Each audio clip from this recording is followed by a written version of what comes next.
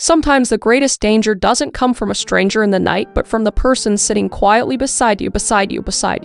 On the surface, it seemed like the perfect fresh start. A man rebuilding his life after heartbreak, finally finding love and creating the future he'd always dreamed of.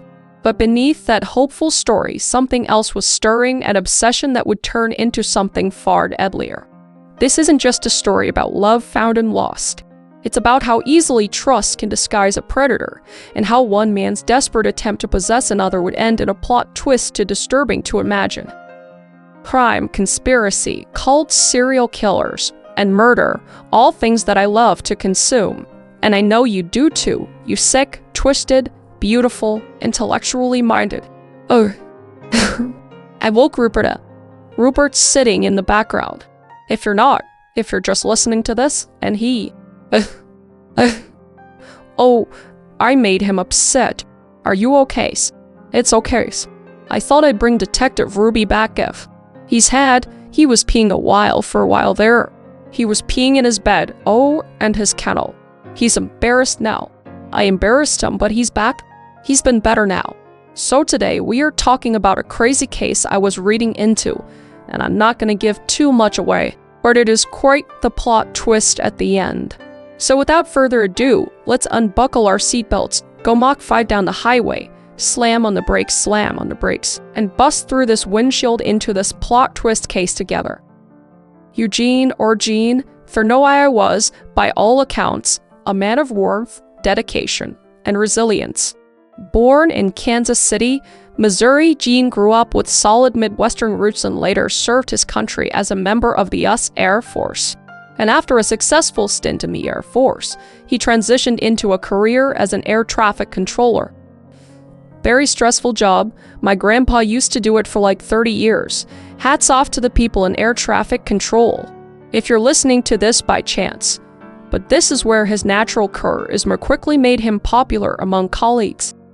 And at the Columbus Municipal Airport in Nebraska, one of his early postings, Jean's friendly, outgoing nature stood out, and he was described as extroverted and friendly, always ready to strike up a conversation.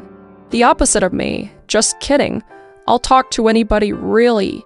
It'll just kind of sag into a conversation of just deep-rooted trauma, and then we trauma bond and it just goes. It just goes south really fast. But anyway, Jean was the kind of guy that had an easy smile and a kind word for everyone he met. And outside of work, he led a humble life, doting on his 3 pet dachshunds that he affectionately considered his family. Rupert, you hear that? Rupert's a dachshund, by the way. Rupert, you're a dachshund. Oh, but those who knew Jean paint a picture of a good-looking man who was trim, personable, and full of hope for the future. And he had a big-hearted and optimistic outlook which drew people into him. Yet behind Jean's warm demeanor lay the scars of past hurt. By his mid-42s, Jean had already weathered a devastating personal heartbreak. He had actually been married for 20 years to his first wife, a relationship that had tested the limits of his devotion. Because when his wife fell gravely ill, Jean became her steadfast caretaker, nursing her through a life-threatening illness over a period of years. I can't even imagine. It's just like the most selfless, caring person ever. And to have that happen to your partner, it's just devastating. But he put everything on hold to ensure that she survived, demonstrating a depth of loyalty and compassion that speaks to his character. However, once she recovered her health, Jean's world was upended, and in a cruel twist, she told him she didn't want to be with him anymore, and she was leaving him for an old flame from her past. Like, what a blow. To spend years and years taking care of your partner, all for them to get better and turn around and just leave you. I mean, obviously he deserves better, but oh man, it is so sad. It is so incredibly sad. So this revelation shattered Jean, obviously. And after years of pouring his love and energy into saving her life, he was rewarded not with gratitude, but with abandonment. And this betrayal left him heartbroken and just reeling, struggling to make sense of how everything had fallen apart. So struggling from the end of his decade marriage, Jean did what many do after traumatic loss, and he just sought a fresh start. And in the aftermath of the divorce, work became Jean's refuge. He just poured himself into work. So he threw himself into his duties at the Nebraska Control Tower, logging long hours to occupy his mind. And despite his personal turmoil, Jean remained good at his job, calm under pressure, meticulous, and well-liked by his team. And not to mention that for air traffic control, it is quite literally one of the most stressful jobs in the world.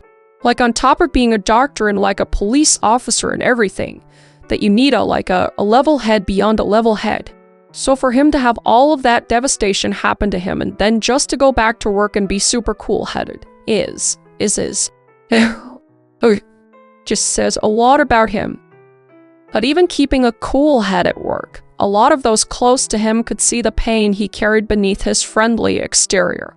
The wounds from his wife's betrayal ran deep, and reminders of his old wife were everywhere in Nebraska.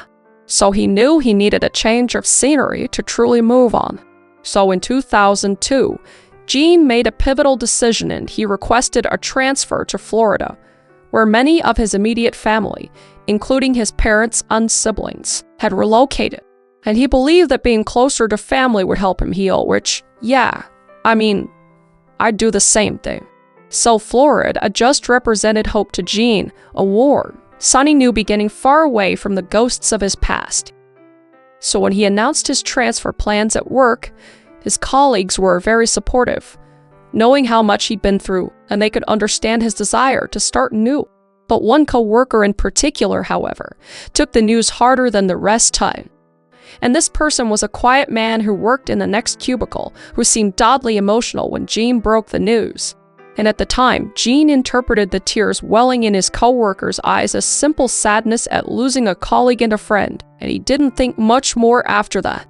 So the move was not just about escaping bad memories, it was about finding himself again. And in the wake of his divorce, Jean hadn't given up on the idea of love altogether.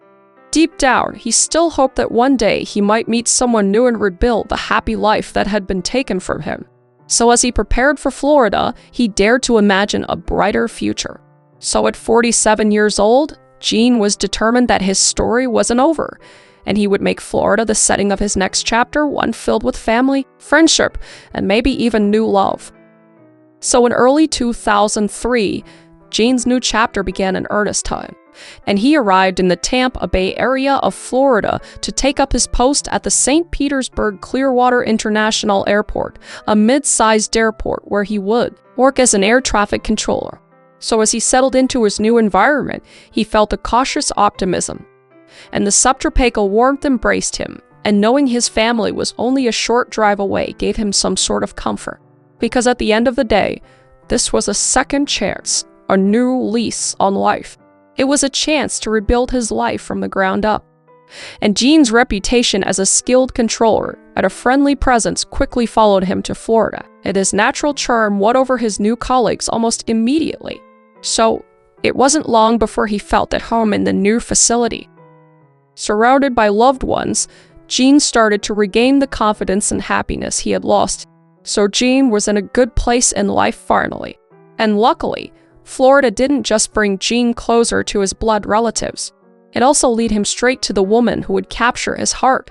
And not long after transferring to the new airport, Jean met Juanita, or JJ, for almost. And JJ was a vivacious 48-year-old air traffic controller who worked alongside him. And JJ was a Florida native and a mother, known among coworkers as a confident, skilled professional who could handle the high-pressure environment of the control room with ease. And like Jean, JJ had her own painful history, cause she was also going through a difficult divorce after about 20 years of marriage herself. So perhaps it was this shared experience of heartbreak that drew them together, or maybe it was simply their natural chemistry. But in any case, sparks flew from the moment Jay and Jean met. And JJ certainly noticed Jean early on, and by all accounts, she was quite taken with him, the handsome new guy with the ready smile and kind eyes. At first, their interactions were the friendly professional kind, and then Jean, still cautious from his previous hurt, took things slowly, just like the ultimate gentleman. He wasn't really the type to rush into another relationship, especially at work. But as weeks turned into months, the connection between Jean and JJ deepened. and they'd chat about work, then about life outside of work. Coffee dates became a regular thing, a highlight of both their days. But Jean and JJ kept it discreet, and for 2 whole years they quietly nurtured their budding romance in private, not wanting to complicate their jobs with personal drama, just the utmost professionalism.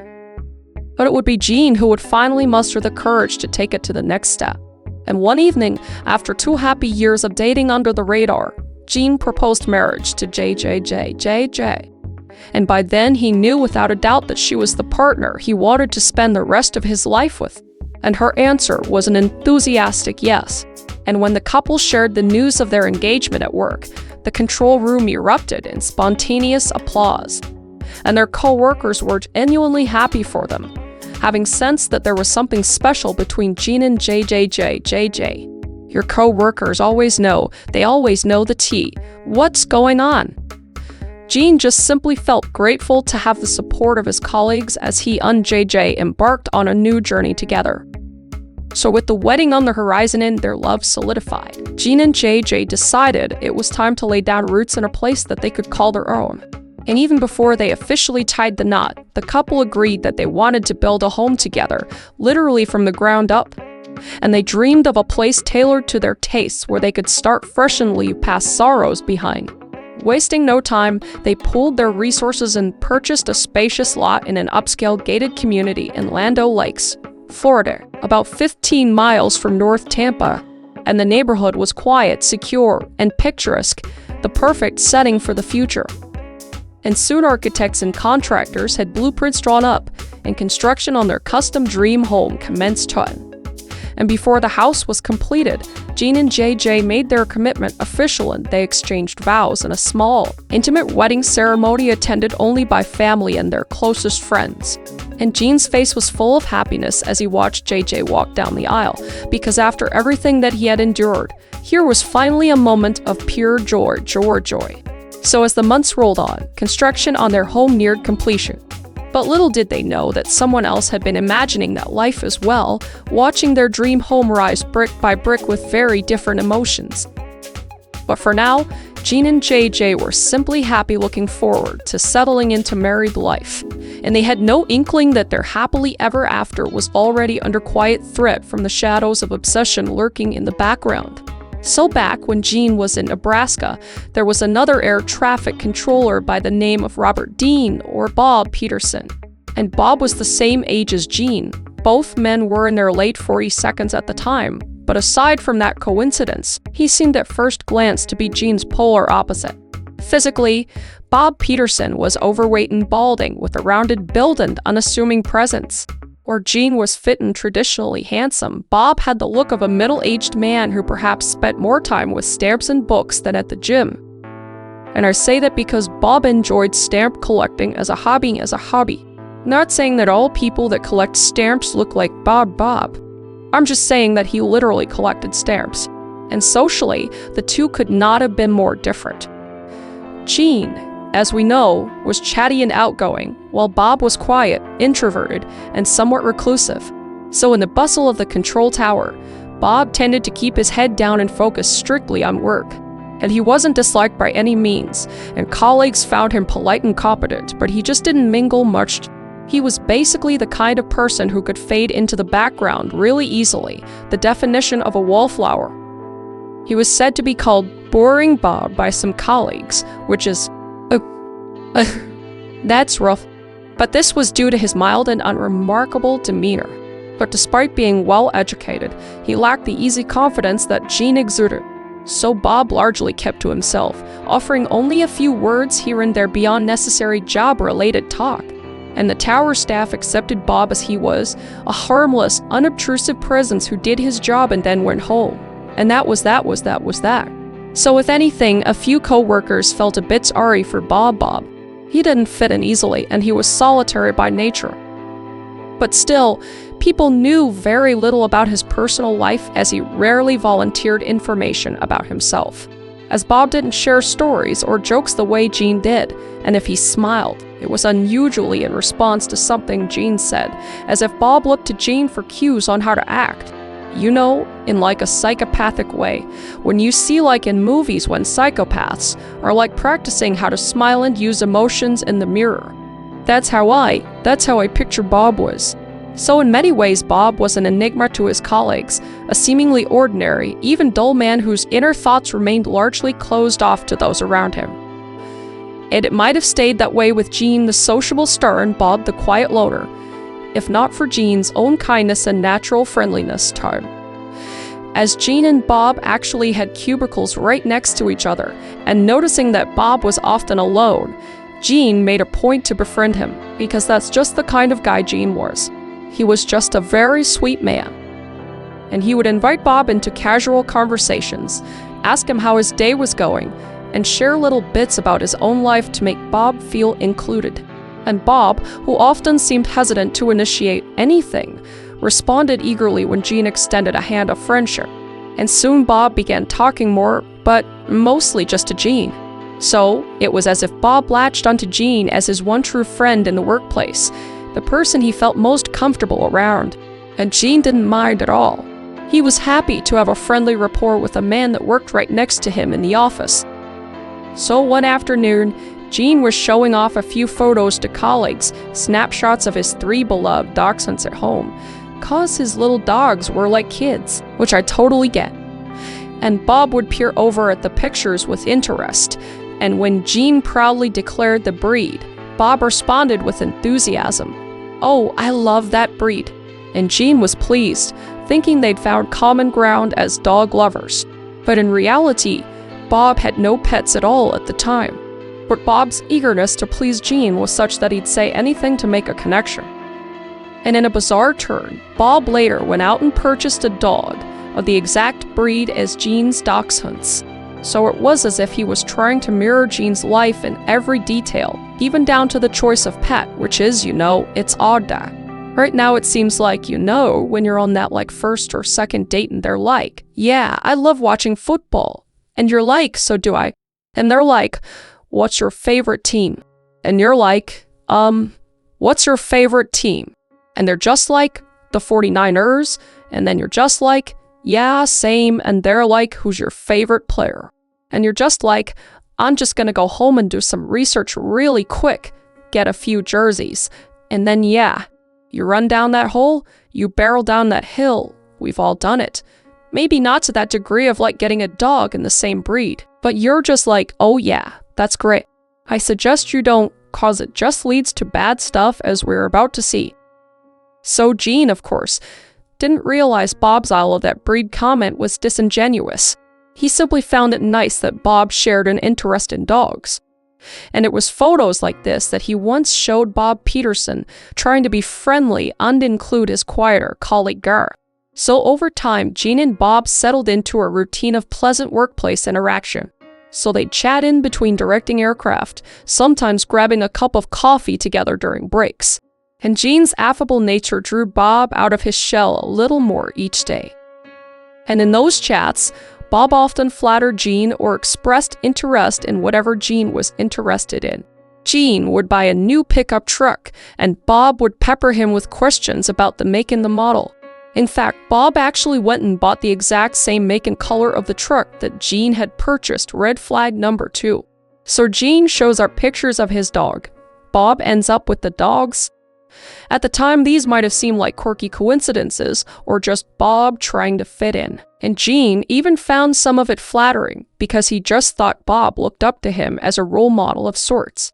And because Bob lacked close friends of his own, quote, Bob was far more chatty with Jean. In fact, he appeared to be in awe of him, what account would later note. So this dynamic just kind of defined their friendship. And it's important to note that Bob Peterson wasn't viewed as dangerous or creepy by anyone in those early days. He was a little odd perhaps, but harmless otherwise. Co-workers just saw him as a lonely guy who was lucky to have a friend like Jean looking out for him. And Jean himself had a compassionate soft spot for Bob, cause as extroverted as Jean was, he understood that not everyone fit in so easily. And he likely thought Bob's a good guy and just shy, and took pride in helping Bob feel included.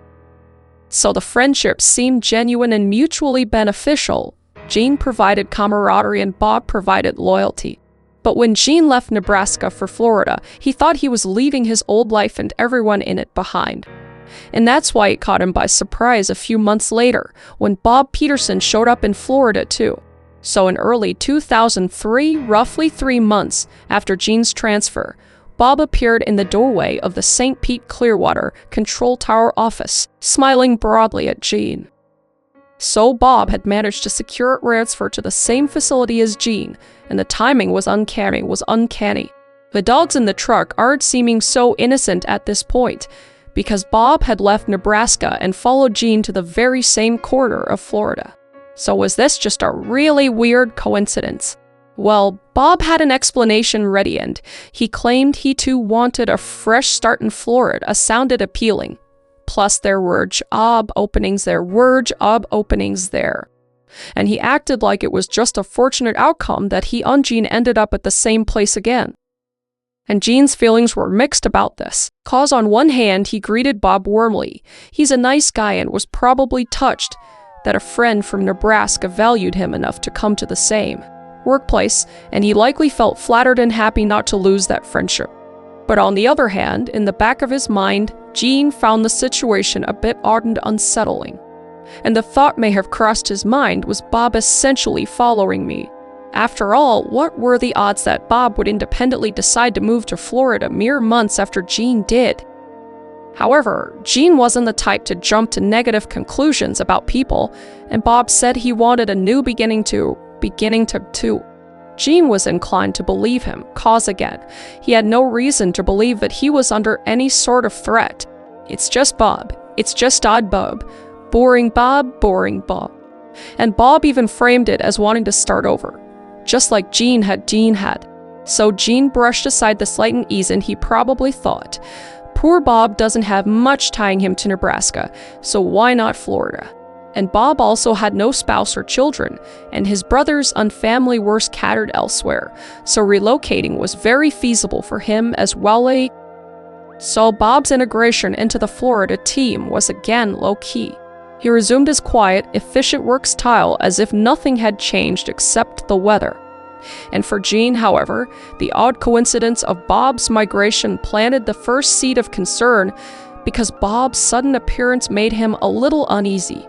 And Jean couldn't quite put his finger on why, but it felt as if a shadow from his old life had followed him into the new one. But still, Jean chose to see the good, and if Bob was coming all this way with no friends or family around, well, Jean would be a friend to him now, cause why wouldn't he be? But still, this odd timing of Bob's transfer, which no one really questioned, would later be recognized as one of the many red flags that something was amiss.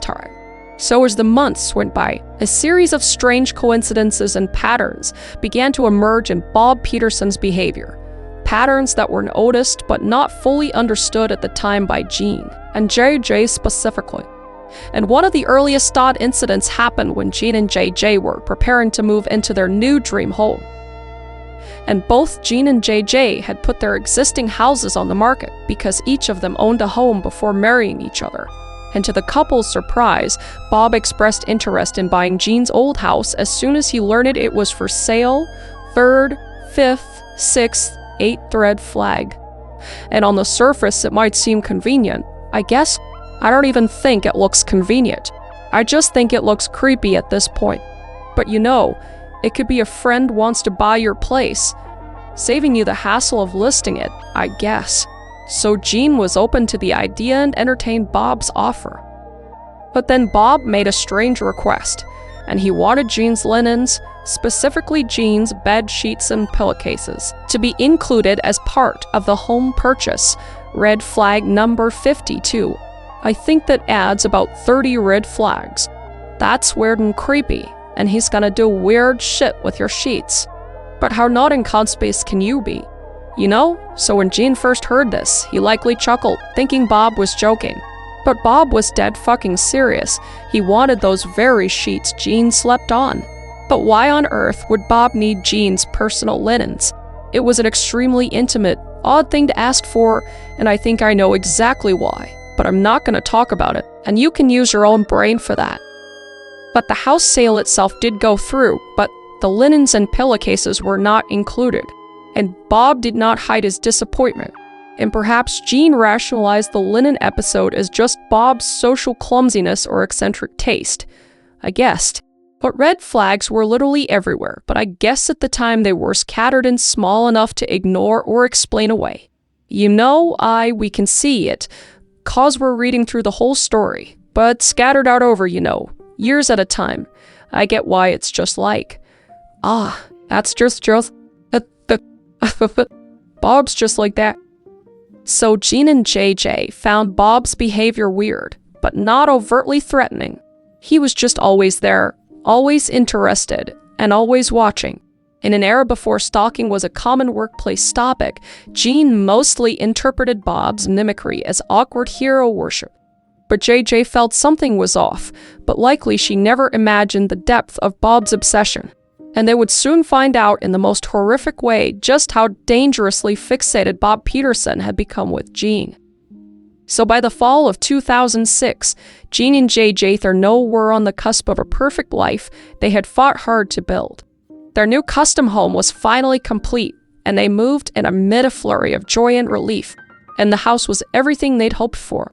Every corner of the home represented a fresh start, and this place was truly their own, untainted by past memories. And as newlyweds, this was a thrilling time for them. And after settling in, Bob repeatedly insisted on visiting them at their home, and his persistence verged on pestering. "I have a special housewarming gift for you," Bob would say repeatedly, implying that he couldn't simply hand it over at the office. And this reminds me of the movie The Gift, which now I'm curious if the movie is based off of this event. I need to look into that after. But The Gift is also a very good movie with, Jason Bateman. Is that right, men? This guy, you should watch it anyway. But the gift had been given at the house, and Jean wondered privately why Bob was making such a fuss. Why couldn't he just give it to them at work, as if it's a normal gift? But Bob was insistent that they'd understand when they saw it why it needed to be at their home.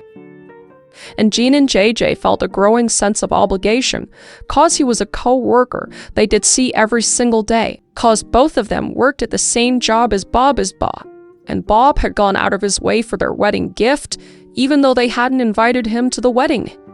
And the gift was an expensive Swarovski crystal vase. And this gift was unexpected and very lavish, far beyond what most co-workers would give. And Jean and JJ were a bit uncomfortable with it, but also touched by Bob's gesture. In fact, they felt a twinge of guilt for not inviting him when they saw how much trouble and expense Bob had gone into picking out the crystal vase. And Bob's intention, it appeared, was to ensure they did feel guilty after he felt upset for the lack of invitation. And in that, he succeeded. But Jean couldn't shake a mild sense of obligation toward Bob after that, resolving to be even kinder to his lonely colleague. So now to refuse him a one-time dinner visit might seem rude or ungrateful, though a quiet voice in the back of their minds told them they'd prefer not to let Bob deeper into their personal lives. And they ultimately decided it would do more harm than good to alienate him at this point. What's the worst that could happen? They likely said to each other with a shrug. It'll just be one awkward dinner, and then we can get on with our lives. So they agreed to invite Bob over for one evening for dinner and to see their new home.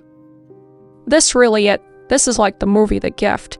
And I researched it. It says it's not based off of this, and it's based off of like Cape Fear and Fatal Attraction and stuff. But there's like no way that they didn't take stuff from this case, like at all. I need to re-watch that movie now. So obviously Bob was elated when Jean extended the invitation, eagerly locking down the date and time. So the night finally came for Bob's visit, and it would be a night that started innocently enough but ended in unimaginable horror. So it was November 1st, 2006, a Wednesday, and Jean and JJ planned a simple dinner at home with Bob as their guest.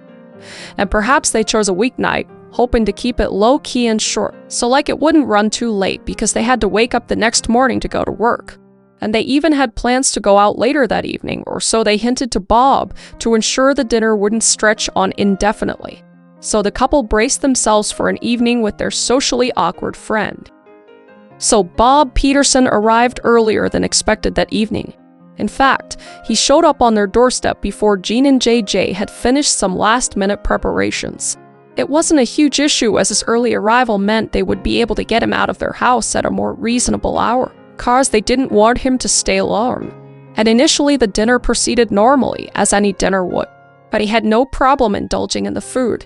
If there was one thing Bob did that night with enthusiasm, it was eat.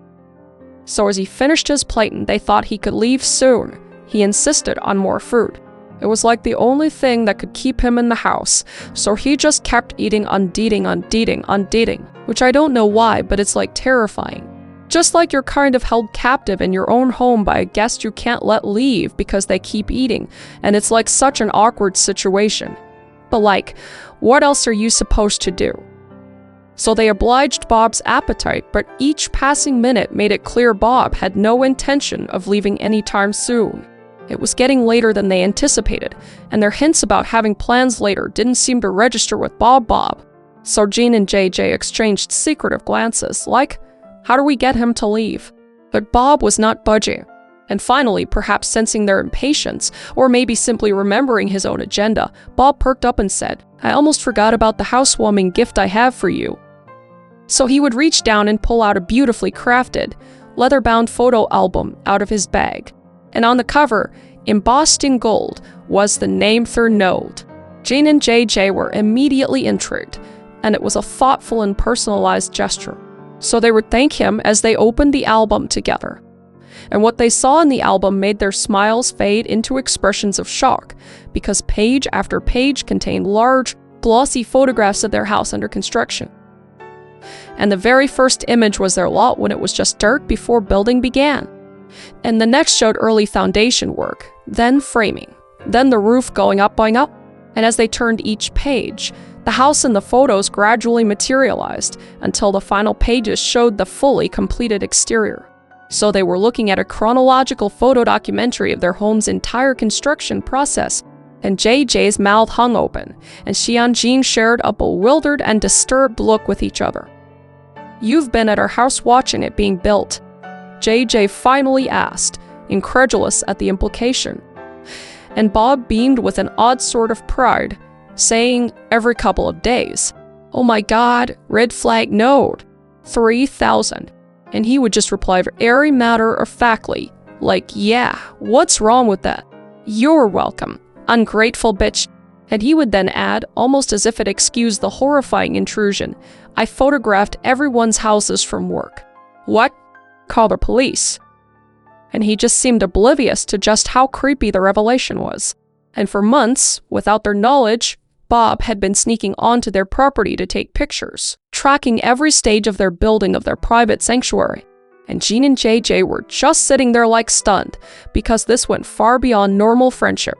They now realized Bob's obsession with their life was much more intense than they had thought, and JJ herself felt just violated, which, rightfully so, caused those pictures, though beautifully shot, I guess, represented a breach of privacy in a place they thought was their safe haven. So an uncomfortable silence would fill the room, and JJ especially felt the need to get Bob out of their house as soon as possible. But before she could muster a tactful way to usher him out, fate intervened in a small but significant way. As the tension mounted in the living room, headlights swept across the window as someone pulled into the driveway. And a moment later, there was a sound of a car or a knock at the door. And it was JJ's adult daughter arriving to fetch her mother for a quick errand run they had planned earlier. And the daughter was expecting JJ to accompany her to pick up a few items that evening. JJ obviously saw this as an opportunity, and she immediately told Jean and Bob that she had to go out briefly with her daughter. And perhaps she hoped Bob would take it as a cue to leave as well. But Bob, however, didn't budge, and instead he remained in his seat. So now alone with Jean as JJ left the house, she cast one last glance over her shoulder at her husband and their odd guest, hoping that by the time she returned, Bob would have made his exit. So as JJ stepped out with her daughter, the atmosphere in the Thurnau home was thick with tension. Jean and Bob were now alone in the living room, and the album of clandestine photographs resting on the coffee table like an elephant in the room. And one can imagine Jean was trying to keep the situation as polite as possible, and perhaps he stood up to clear the dinner plates or offered something to drink, anything to diffuse the utter awkwardness between himself and Bob. But Bob's mind was on something entirely different, because he hadn't just come to hand over the photo album. He had another gift waiting, one far more personal and disturbing than even the albums of stolen moments. So moments after JJ's cart pulled away, Bob made his move and said, "I have another gift for you." Before Jean could respond, Bob hurried out to his car parked in the driveway, and he returned carrying something in his hand. And as Bob approached, Jean might have felt his stomach nodding, and the bizarre photo album was bad enough, so what on earth could the second gift be? And Bob would come through the door and hand the gift to Jean, and it was a 3-page letter addressed to Jean, which Bob had prepared in advance. And Jean began to read it, and with each sentence his blood ran colder, because in this letter Bob Peterson poured out the secret feelings he had been harboring for years, saying, quote, "I have loved you for some time now," unquote. And he described how he had always, quote unquote, chickened out when trying to tell Jean face to face. So, at this moment, while Jean's reading this letter, everything is just clicking into place in the most horrifying way. Bob following him to Florida, buying his house, copying his interests, photographing the new home. It all stemmed from this twisted, unrequited love and obsession. And what exactly transpired in the Thurnau living room immediately after Jean finished reading Bob's shocking letter can only be reconstructed from evidence and evidence. Later speculation, since there were no witnesses, that the sequence of events returned Ebbly within minutes. So JJ would return to what she expected would be a quiet home, but instead she stepped into a scene of confusion and dread, because Bob's vehicle was no longer there, and she likely assumed Bob had finally taken the hint and just gone home. However, she noticed a trail of blood droplets and smears in the driveway and up the front steps. So, puzzled and alarmed, she followed the trail which led to the front door. And the door itself was closed but unlocked, and JJ's stomach tightened cause Jean never would have left blood on the porch without cleaning it. And where was Bob? So she pushed open the door, calling her husband's name. There was no answer, and the house was unsettling like Wyatt. So as she took a few steps inside, the sight that greeted her made her heart skip, cause she found more blood smeared on the floor in a long line leading further in.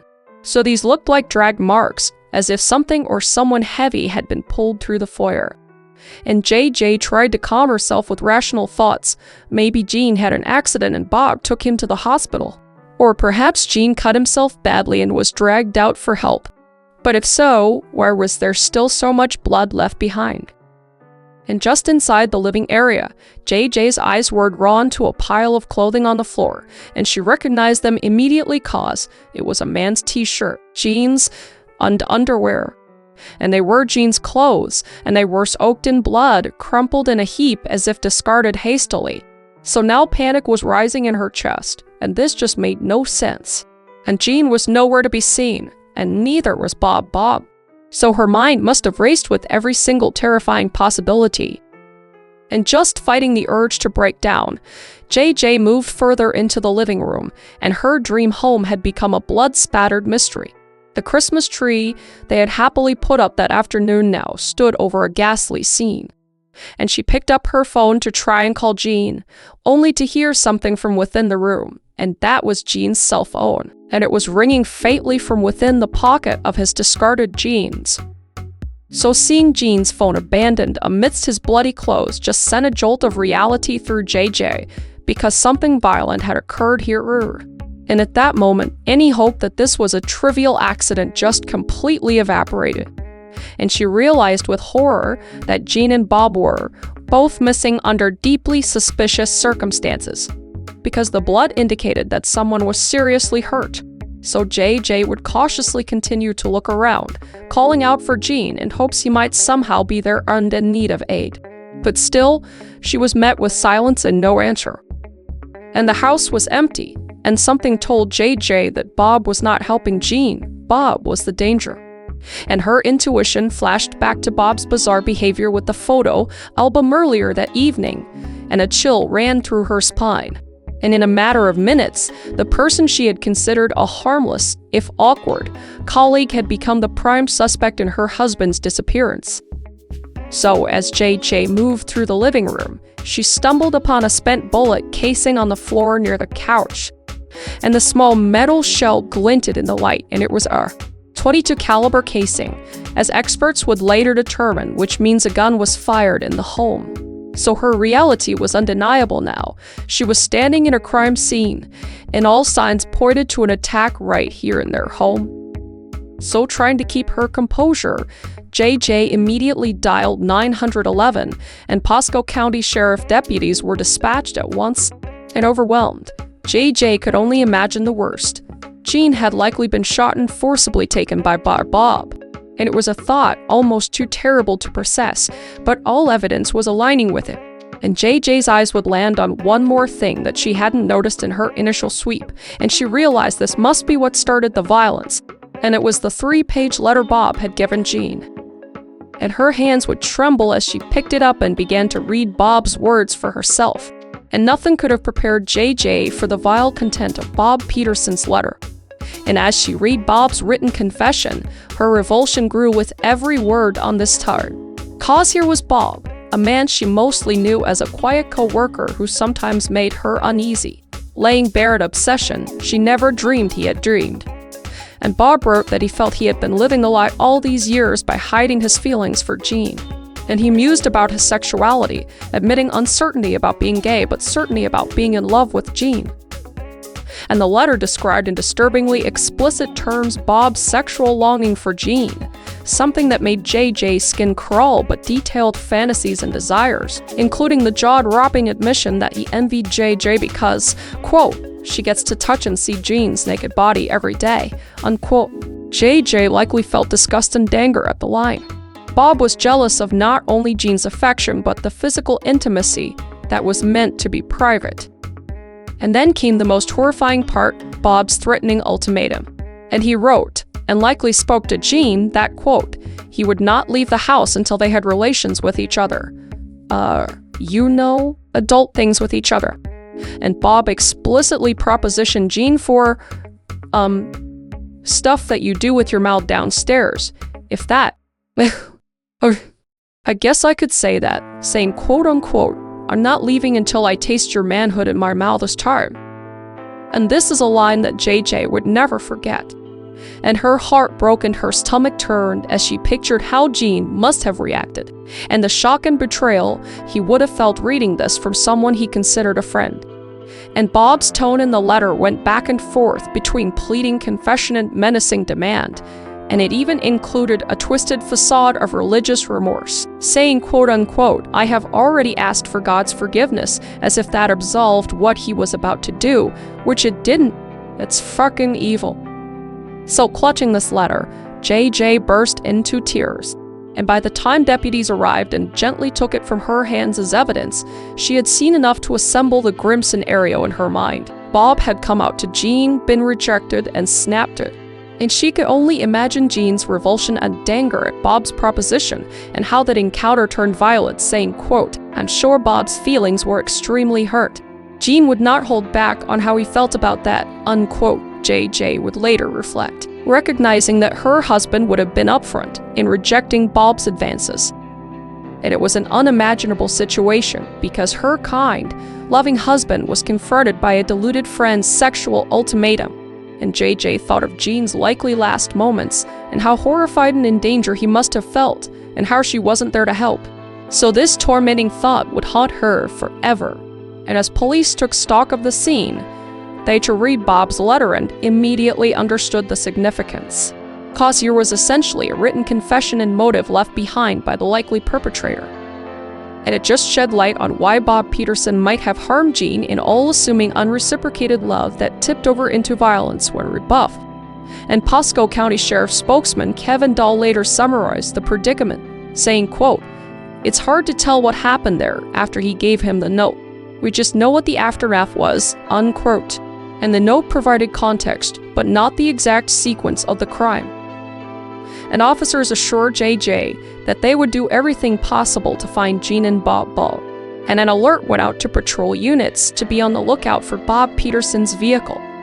And both men, who were officially listed as missing persons, and one possibly a victim of abduction, obviously, and the other a dangerous suspect. So for JJ, those next hours were complete agony. And her home, which earlier that day rang with laughter and domestic happiness, was now cordoned off with crime scene tape, stained with her husband's blood.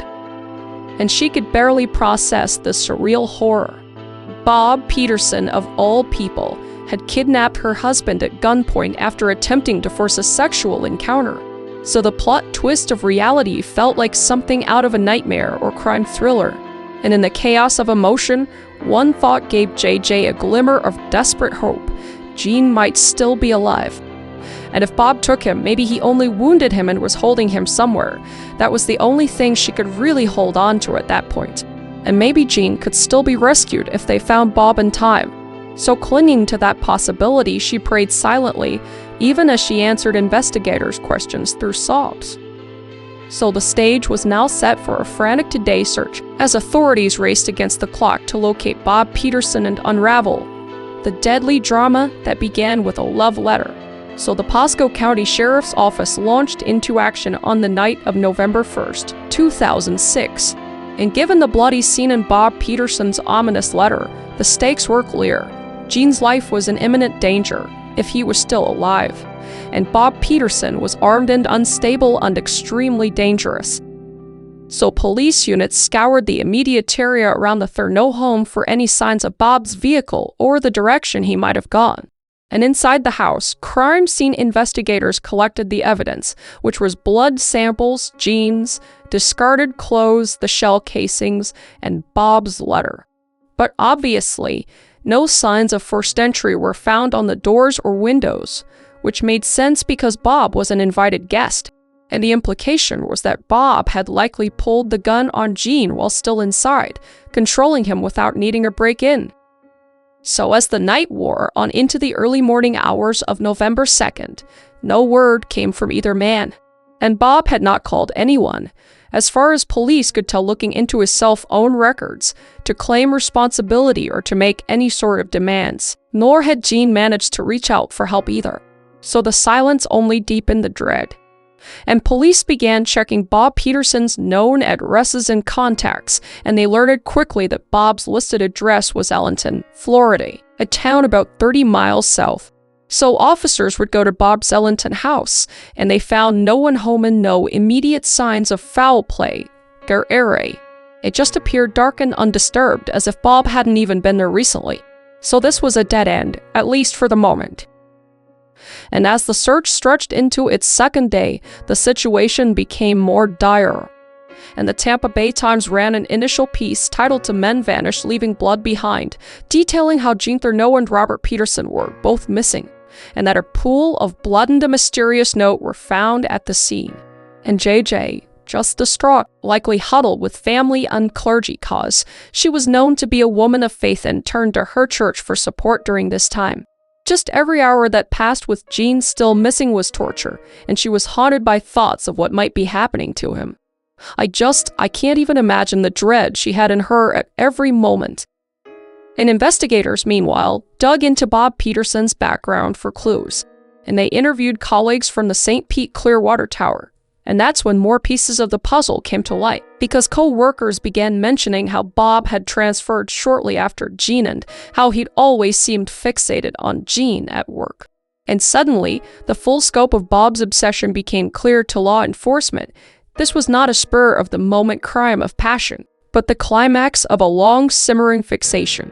And they realized Bob had effectively been stalking Jean for years, first in Nebraska and now in Florida, and all while keeping his love secret until this tragic end. So armed with this understanding, police theorized that Bob might have prepared a remote location in advance as part of his final plan, because he'd been extensively planning for years at this point. So why wouldn't he have like an endgame plan? And a big break would come late on November 2nd or early November 3rd, when detectives searching Bob's financial records and belongings uncovered a rental agreement for a property in Safety Harbor, Florida. And the lease seemed recent, and Bob had not mentioned renting a place to anyone. So this hidden residence immediately became the prime lead, and it fit the narrative of premeditation. Bob possibly rented a secluded place to take Jean where he wouldn't be interrupted, which is horrifying. So armed with this new lead, officers rushed to Safety Harbor. And by now it was November 3rd, 2006, 2 days since Jean had disappeared, and the dread was at its peak. And JJ just waited by the phone, fearing the worst but praying for some sort of miracle. And investigators would approach the Safety Harbor rental house, unsure of what they would find. Would Bob be there with Jean tied up? Would there be a standoff? They had to prepare for anything. So on that morning of November 3rd, law enforcement converged on the address of Bob Peterson's rented house, and the neighborhood likely had no idea what was unfolding as police quietly surrounded the entire location. And after knocking and getting no response, they made the decision to force entry into the home, concerned that lives could be in jeopardy inside. So they breached the door and swept in tactically. And almost immediately, officers were met with a scene of utter horror in the master bedroom. Caused there, lying on the floor of the bedroom, they found the lifeless body of Jean Thurnau. And the sight was absolutely gruesome, cause Jean, like he had left his home, was unclothed, and it was immediately evident that he had suffered severe violence. And most shockingly and gruesomely, his member had been removed in a very brutal way, and it was assumed that a razor blade or other sharp instrument was used. And I think it just shows the frustration that Bob had for probably being angry that Jean did not want to do what Bob wanted to do. So that was the retort, was mutilating Jean in his most intimate area. And Jean had also been shot in the head with a .22 caliber bullet, and blood had pooled and dried on the floor around him. Not far from Jean's body, on the bed lay the corpse of Robert Bob Peterson. And Bob was dressed only in a t-shirt and underwear, and a single gunshot wound was visible on his head, and he had shot himself in the face, ending his own life. And the .22 caliber handgun was found at the scene, presumably the same weapon used to kill Jean and then turned on Bob himself. And for investigators, the discovery answered the most pressing question, which was where were Jean and Bob? But it brought a heavy finality.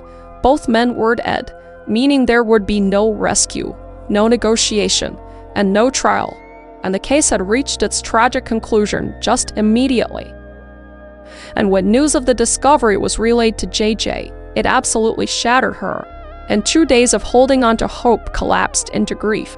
And authorities likely delivered the news with solemn regret, with the way Jean's body had been found and that he was gone. And the brutality of what Bob did was a detail they might have initially shielded from her due to its extreme nature. But eventually, however, such facts became public as the case was discussed in media and in investigation discovery shows as well. But JJ herself said she spared some family members those details because they were too horrific to speak of. The grim discovery made headlines, and local newspapers described how the 2-day mystery ended in tragedy. And reporters recounted how Jean's body was found beside Bob's and that evidence indicated Bob shot Jean and then himself. And it was a story almost too shocking to believe, just a tale of obsession, betrayal, and death that left the community absolutely reeling. And many who knew Bob casually winced on that boring Bob was capable of such barbarity. And those close to Jean were just absolutely devastated that his hard-earned happy ending had been so violently snatched away. And the tragedy was now fully exposed, and all that remained was to understand how and why it happened, and for those left behind, especially JJ, to somehow pick up the pieces. So with the bodies recovered and evidence in hand, investigators formally concluded what the evidence had pointed to all along. This was a murder-suicide orchestrated by Robert Dean Peterson, and the Pasco County Sheriff's Office in their statements explained that all signs showed Bob had shot and killed Jean at the Thurnau home on November 1st, then transported Jean's body to the Safety Harbor house, where Bob later died by suicide using the same firearm. But there was zero indication of any other persons being involved and no first entry, no unknown DNA, nothing to suggest a third-party assailant. And the .22 caliber handgun found by Bob's body was confirmed to be the weapon that fired the fatal bullets into Jean and Bob. And the mutilation of Jean's body, while not directly part of the cause of death, underscored the intensely personal and deranged nature of the entire crime. And the formal ruling meant that there would be no criminal trial and that the only suspect was deceased, effectively closing the case. So for law enforcement, it was both a relief to have resolved the immediate danger and obvious frustration because Bob could never be interrogated or brought to justice in court. And the detective work pivoted to unraveling the backstory and motives before the record and to provide answers to Jean's family. And the tale that emerged is the one that you heard today, and it's just absolutely devastating and horrifying. And in the aftermath, as reporters and detectives dug deeper, a portrait of Bob Peterson's secret life emerged, and Bob's family, when contacted, shared revelations that even Jean's closest circle had no known. And Anthony Peterson, Bob's brother, spoke publicly, disclosing that Bob was gay and didn't really hide that fact within the family. And this was eye-opening, cause Bob had never come out at work, but apparently his brother knew he was attracted to men. And Anthony also shared something very eerie, and that's that Bob often talked about Jean in conversations over the years. And Bob spoke of Jean so frequently that his brother knew the name, yet Bob never indicated that they had any relationship beyond friendship. So too, Anthony, Bob's fixation on Jean was notable, but he had no idea it was dangerously obsessive. And after the fact, Anthony expressed shock at his brother's actions, saying, quote, "I didn't even think he had a gun. I didn't think he was capable of doing it. He might have snapped," unquote. So it seemed even Bob's own family hadn't grasped the depth of his obsession or the instability brewing within him. And Bob had no close friends outside of Jean, and even that friendship was very one-sided and based on Bob's infatuation. So investigators found that Bob had been essentially stalking Jean for years. And interviews with JJ in the aftermath highlighted how, in retrospect, so many warning signs were there. And she recounted to the Tampa Bay Times, enumerating Bob's bizarre behaviors. He followed Jean to Florida after a job transfer, bought the furnished home he owned, requested to have the sheet stay, gave him a secret photo collection of a home that he'd clearly been stalking that was their own. And each of these things alone seemed dark. Together they formed a clear picture of stalking. And JJ admitted that she had no idea about Bob's stalking until it was too late.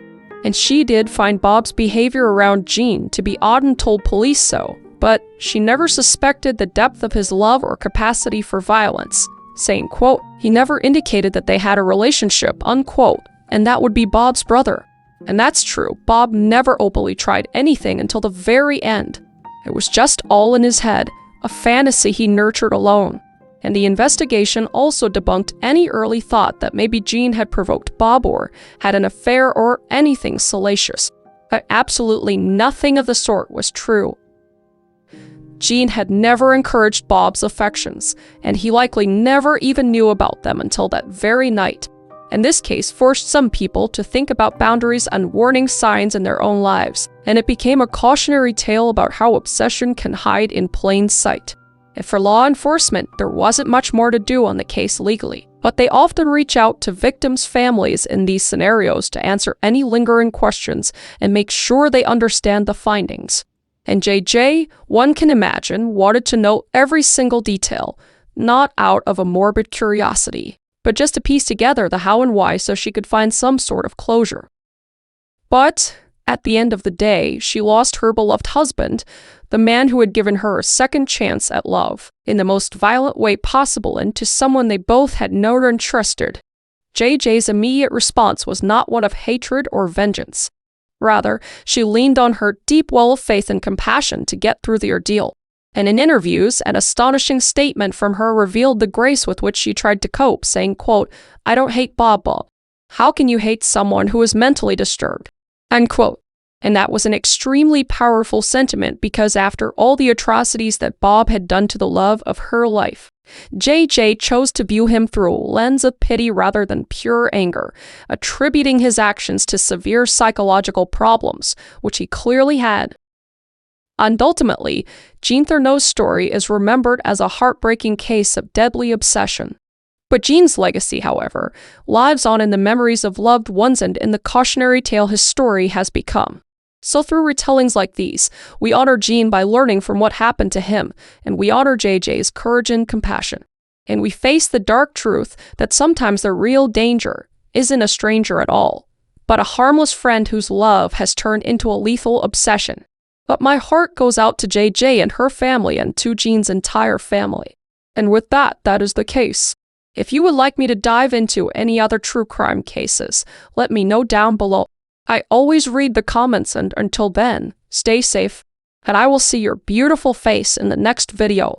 Okay, bye-bye.